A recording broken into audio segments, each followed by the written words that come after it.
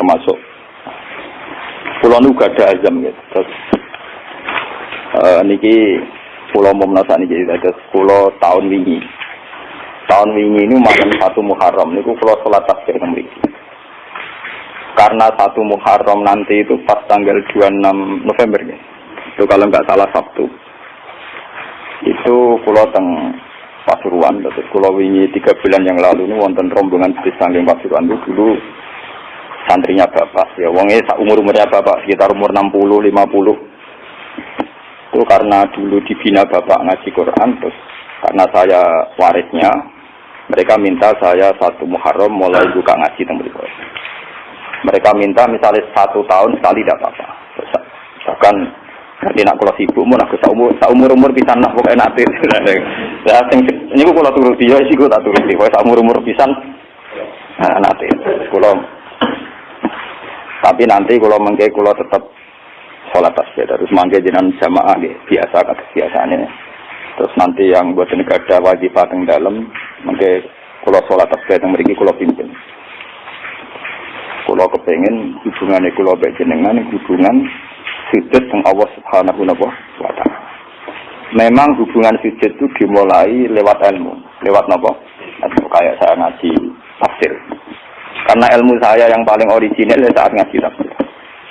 Apapun hebatnya kados hikam, hayatus sahabat atau kitab-kitab yang saya baca sore, itu kehebatan yang terbatas sehingga mudah kita paham. Jadi kadang orang-orang itu salah paham. Orang ketika ngaji hikam, ngaji hayatus sahabat, pokoknya kayak ngaji saya sore ini, itu memang orang lebih mudah paham karena ilmunya manusia itu terbatas sehingga orang itu mudah puas. Tapi sebetulnya yang hakikat ilmu itu ya di Quran itu, meskipun kadang kita tidak paham, tidak karpe, tapi itu hakikatul ilmi, semua ilmu ya ada di napa. Saya ini pernah khatam hikam, pernah khatam ihya, beberapa kitab tasawuf pernah saya baca. Itu memang enak dan saya lebih merasa nyaman. Tapi sebetulnya ada hal-hal yang hilang dalam kondisi sosial nyata. Misalnya begini, rukin melarat itu tidak apa-apa, itu takdir. Orang roh kota, orang roh rumah sakit, gak roh nomor telepon rumah sakit itu tidak apa-apa, itu takdir. Takdir wong khusyuk, wong melarat itu orang rohan. Kayak tidak ada apa-apa, ini normal-normal saja. Tapi sifat khusyuk ini akan hilang saat ibunya sakit atau istrinya sakit. Ngeteroni rumah sakit ya ora di duit. Yuk tulung koncone ya ora dipercaya, tekan alamat rumah sakit ya ora roh tilpune. Ya, nanti status khusyuk dadi haso. Wong ora darani khusyuk tapi napa? Haso. Paham napa? Makanya santri-santri sing ngaji kula tak provokasi. Jadi status khusyuk itu bisa hilang dalam kasus sosial yang makanya saya ini jadi kiai, saya ini mulai dulu terkenal wong alim. Kenapa saya harus kerja di Jogja? Kulo niku sadar. Saya misalnya khusyuk, mungkin wong ngelegus kok ngalim ngajine istiqomah. Itu ya begitu. Dalam kondisi normal mungkin saya dipuji demikian. Tapi misalnya anak saya sakit parah atau ibu saya sakit parah. Atau rumah sakit duit gak duit, mobil gak duit, alamat gak duit, relasi. Nanti status saya ini bukan orang alim yang istiqomah. Wong wong napa? Wong nulung ibu ora kodak, nulung anake ora kok.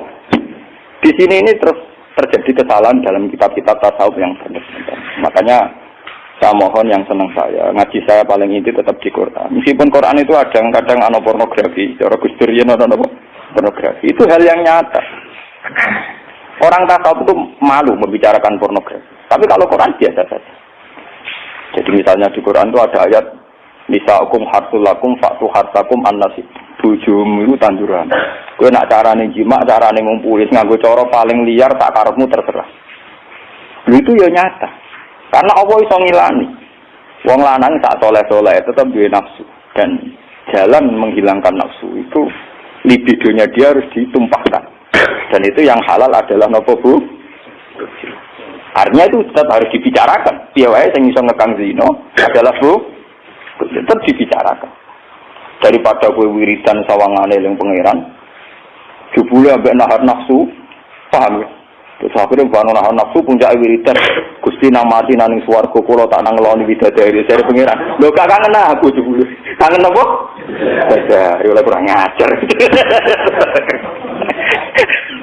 Artinya ternyata di balik kekhusyukan dia ada pornografi yang tersimpan. Atau jujur be pangeran dari awal ngeloni Bu. Makanya Imam Ghazali mencontohkan ini contoh-contoh Gula tu sufia, orang-orang sufi yang ekstrim. Sama masalah uang juga gitu. Orang khusyuk atau mergawe. Yakin nak rezekiku teko lewat wiridan, aman wiridan. Tapi nang hati ini, aku bolak-balik wiridan duit teko. Berarti dia kan sudah mengkompensasikan wiridannya dia dengan piwales rupa-rupanya selama ini duit teko. Semakin sering ono duit teko dhewe, semakin semangat wiridan. Mergo jaga wiridane caspleng. Terus dari pengiran, lho casplenge dibeli ukurannya. Di sini nih yang makanya saya tetap berpendapat ilmu terbaik tetap Al-Quran. Al-Quran yang jujur saja. Kalau orang ingin cari rezeki ya kerja. Nah, kalau anti mati tetap kerja. Bahkan saya sampai sekarang menanamkan anak-anak saya kalau ditanya tamu bapak di mana ya jawabnya kalau saya kerja ya kerja. Malah kata santri di hormat guru, apa yang dalam Gus? Apa siapa ada anak? Karena anak saya itu nggak tahu apa itu tidak tahu. Ya makanya ya makanya saya emang bapak. Anak pulau sing bareng malah luwes tengahnya yang janja putri. Saya tidak punya abah. Kalau bapak punya. Padahal ada santri kan muni bapak kan gak sopan. Jadi tak kau yang abah temu gila. Anakku cilik gak paham. Saya tidak punya apa? Abah. Dan ini kula cerita. Nanti biar sampean tahu silsilah ilmu saya. Saya ini umurnya sudah 40 lebih. Makanya hidup saya anggap saya mulai sekarang. Ya, dan saya paling sering sholat itu ya sekarang. Itu begini, misalnya ngeten ini yang masalah nyata. Kalau nunggu akhir-akhir ini biasanya ya sinau. Kalau tiap hari gitu. Cuma akhir-akhir ini lebih intensitas saya lebih sinau. Ketika saya baca hadis termasuk alamatnya kiamat itu banyak zina. Yang kedua itu wayur faul ilmu dan ilmu itu hilang. Ilmu apa? Hilang. Niku kula baca itu di Bukhari di Muslim itu nangis sejadi-jadi. Kula ngereling hadis itu nangis dan saya takut anak-anak saya nanti, anak cucu kita nanti akan mengalami masa kebodohan masal. Kebodohan masal misalnya gini ya, nanti kalau ulama gak cerewet kados kula ndak mau ngomong hukum, itu nanti wong kuwalak-walik. Jadi misalnya begini. Ini saya ngomong di mana-mana, terutama sama santri-santri saya ngomong di mana-mana. Dalam kasus maksiat itu ya ada etika. Misalnya orang yang di niklab atau orang yang misalnya yang order orang nakal, itu juga ada aturannya. Misalnya Rukin daftar dulu, ya Rukin yang dapat dulu. Setelah itu Mustafa, setelah itu Mas Tri. Nanti yang gelem antri namanya anak baik. Rukin itu anak baik karena mau nopo antri. Nanti yang transaksi dan bayar namanya anak baik. Mergo dekne yo hasil zina yo bayar namanya anak baik. Kuatirku nanti kalau ilmu itu sudah hilang, nanti kemaksiatan sudah ada. Sing ono kok dilem anak baik. Yo tetap zina tapi dilem anak baik karena dia zinanya ya bayar ya mau antri. Paham ya? Orang melihat konser yang pornografi, yang mempertontonkan aurat. Kalau masuknya pakai tiket, namanya penonton baik. Tapi kalau muga-muga 1000 gak ada tiket, penonton jelek. Padahal cara Allah sama jelek nggak mergo delok porno. Paham? Lho mboten, ilmu itu pasti nanti hilang. Dan itu yang pasti dimaksud Rasulullah wa yurfa'ul ilmu. Ilmu itu nanti hilang oleh etika sosial. Meskipun dalam etika itu terjadi kebobrokan agama. Itu yang paling saya takut. Nanti itu kebaikan itu dalam keburukan. Yaitu tadi, orang nonton konser pornografi asal kamu bayar, dianggap penonton baik. Kamu nonton, kok ngarep dan bayar. Terus tengok-tengok, penonton itu baik sekali.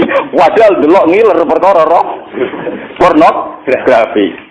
Tapi karena dia bayar dan anteng dianggap penonton baik.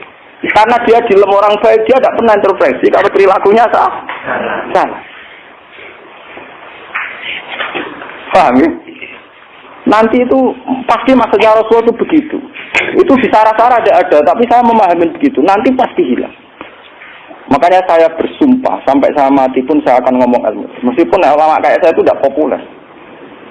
Saya itu sering dikritik sama teman-teman saya mestinya dari pidato.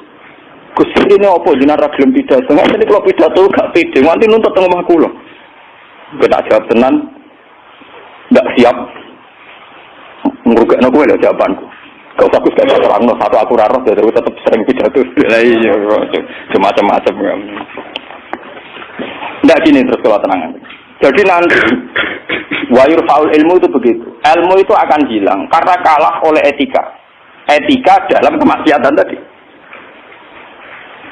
Makanya saya pernah punya santri, dia itu punya toko kontrak. Dia ngeluh ke saya semua. Sebelum Dewi jenengan itu bener. Jadi wong soleh itu butuh nyali. Tapi ini cerita. Pegawai negeri PNS itu kan punya gaji tetap, paham ya? Di gaji apa? Rasa tersinggung, harus biasa wah itu.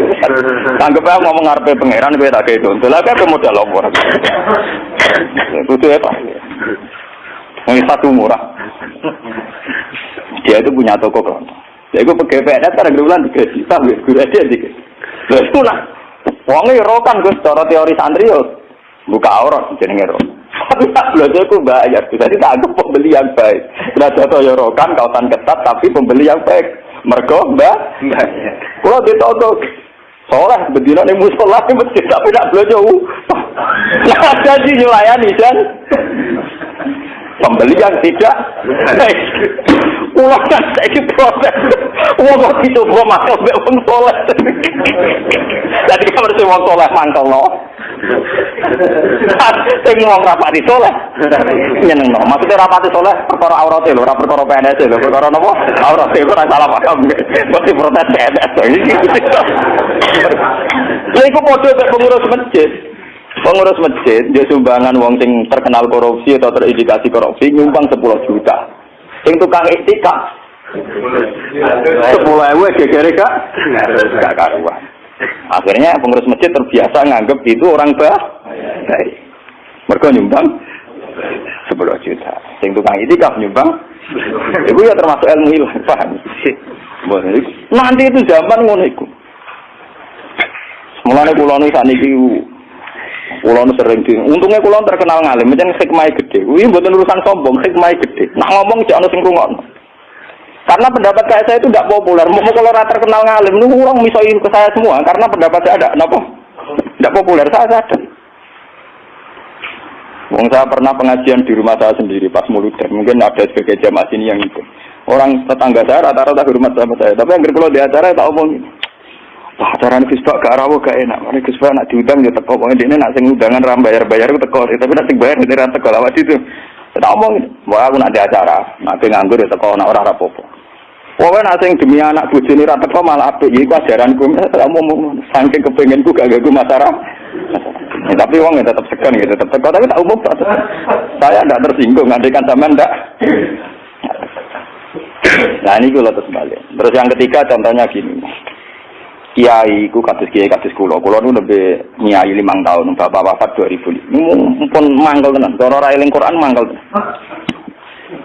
Masyarakat yang anaknya setengah idiot atau yang dianggap gak pati pinter itu di pondokno. Nating iki aja bagus.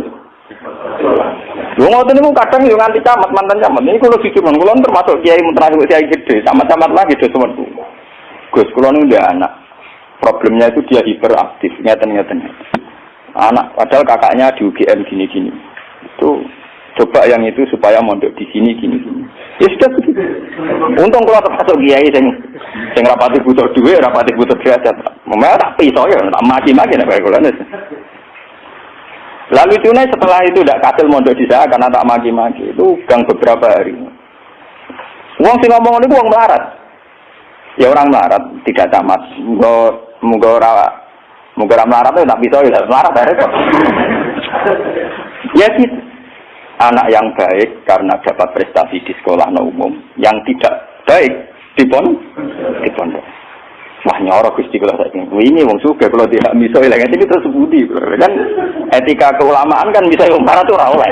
Nak goblok oleh. Jadi nak miso ora oleh, nak goblok napa? Iya, beda kan miso iki napa? Jadi ono. Setelah itu yang menyelamatkan hati saya itu satu, yaitu tadi. Kenapa di Al-Quran diulang-ulang innalladzina amanu wa amilus sholihat.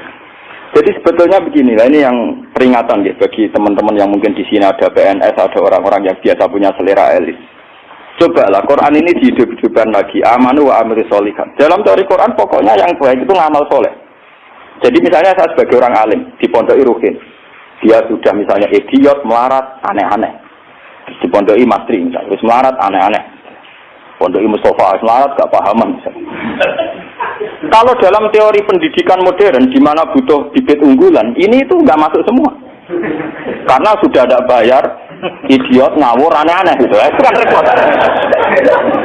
Wah, itu kan repot. Jadi kamane santri kok Mustafa yang cenderung, wes ratau salam tempel lah kok kiai ini rasulat kopiah, kiai rasulat apa? Kopiah. Gremeng deh, mesti gak terima deh. Napa? Dua kiai kok rasulat apa? Kopiah. Misalnya tak turuti surat kopiah, kok rapat dia, wah dia karpe kiai ku ideal. Ngaku karpe deh. Padahal kiai ini kesusu rapat dia kopiah berapa nak mergawe ngurusi dia ini terus kelaparan. Nah ini contoh. Nanti suatu saat ada era, sekarang juga mulai. Sekolahan yang hebat adalah sekolahan yang luar biasa dengan makna santrinya IQ-nya bagus. Siswanya IQ-nya apa? Bagus. Pola sosialnya bagus. Pembayarannya nomor yang penting gini Bu. Pembayarannya apa? Nah terus akhirnya pondok-pondok pesantren kan kedua bayarnya bagus, otaknya tidak bagus, perilakunya tidak bagus. Lupa mau aku tuh rasi sangoni pangeran. Wa amilu solihat. Ngurmat rohin, wa amilu solihat. Ngurmat Mustafa ya amilu. Wah surah urip, surah berjuang. Tapi karena saya punya semangat sarane Quran sementing aku amilus, ya sudah. Allah menitipkan ngamal saya lewat ngurmat mastri, lewat ngurmat rohin. Ya sudah selesai. Masalahnya terus nopo? Nah, kalau suwun sing ngaji kula, semangat kenapa Quran ngulang-ulang wa amila solihan, diulang-ulang wa amil solihat. Penting dalam hidup itu amilus. Gua pernah ini cerita nyata. Saya pernah lihat TV sama ulama-ulama yang kayak saya, artinya tipikalnya ya kayak saya, orangnya alim terus ya ikhlas. Cocok-cocokan kan. Jadi kiai lah ya tahu gerbong. Padahal yang alimnya sak kulo, ya alim tenan. Ya putrane ki gede. Padha kiai ini kan buka kartu. Tenan mata Bu iki kisah nyata. Ini ngaji wong tua-tua. Dene aku kan wong enjoy ikhlas. Tahu tak kok. Gus. Mendingan nak delok SPC napa menteri napa sing teng TV wong kok mulyane ngono. Buka lawange ra tau delok menteri. Terus pokoke mulyane kok ngono. Wis ngono diarani pahlawan. Misalnya ngurumusno ekonomi, ana pertumbuhan apa? Jadi harus tak wiri ta ora. Niki ora ono wong Gus, kok tak kok jadi. Waktu lama ya itu kan. Lah aku wong kula ya wong alim kan gak wajib sungkan nang padha napa ngalim. Ya ora takok. Loh, jenengan ngawiti takok. Salah jenengan ngawiti takok. Jenengan cerita awake jenengan iki nek tak jawab. Nek cerita. Kula karepe mangkel. Kula nu wis ikhlas istiqomah mulang masyarakat ra ono sing hormati. Kono wis digaji. Gajine presiden yo dhuwur, gajine menteri yo dhuwur, gajine bupati. Nak ngamal darane ngamale Dik. Ini padahal tugase. Ngamal tenan nak kita, kedur ora ono sing gak. Tapi ora ono wiji. Wah, awak buka dhewe tak mlebu mobil. Tak rusak yo dadakno. Wong bupati rusak ora sing dadakno. Anduk ono sing gawakno. Kene mobil lah rusak ku utang. Cerita dari protes gawane ambek kenyataan iki napa? Rasar gene cerita. Masa ini jenazah di mantau. Karena latar belakang saya kan kiai Quran, saya tuh tidak pernah punya perasaan cemburu dia. Artinya saya lebih terbiasa ikhlas. Lah kalau pun rangno, aku mulai ikhlas kan lebih baik dibanding dia kan ya etis loh.